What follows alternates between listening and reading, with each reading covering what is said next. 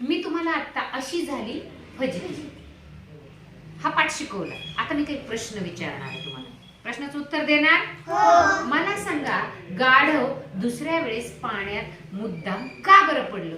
कारण ते लहान गवत होईल. हा? कारण ते लहान वजन कमी होईल म्हणून.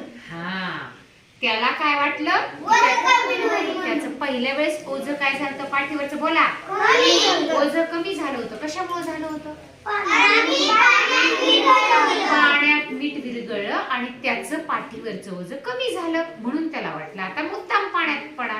बरोबर आहे. किती छान उत्तर दिलं बघा. आता मी पुढचा प्रश्न विचारणार, नीट लक्ष द्यायचं. मीठ जसं पाण्यात विरघळतं तसं अजून काय काय बरं पाण्यात विरघळतं?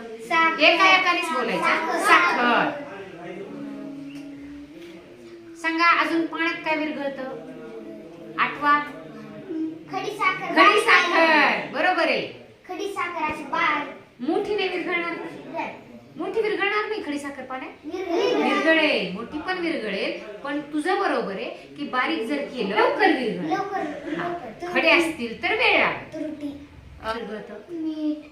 मीठ झालं ना धड्यामध्ये. मिठासारखं अजून काय पाण्यात विरघळतं? सांगा सांगा. बोरमीठ. हा, मिठा. बर, अजून हॉर्लिक्स. सांगा, अजून काय विरघळतं? पत्ती. चहा पत्ती, चहा पावडर म्हणती. बर, तरी ती पूर्ण नाही विरघळत.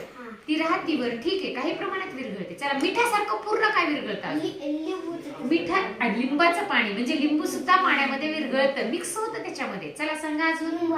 अजून सांगा पुढचं. मीठ झालं, लिंबू झालं, काय झालं? खडी साखर झाली. अजून सांगा. खत. खत विरघळतं का पाण्यात? नाही. खत खत खत कुठं देतो आपण?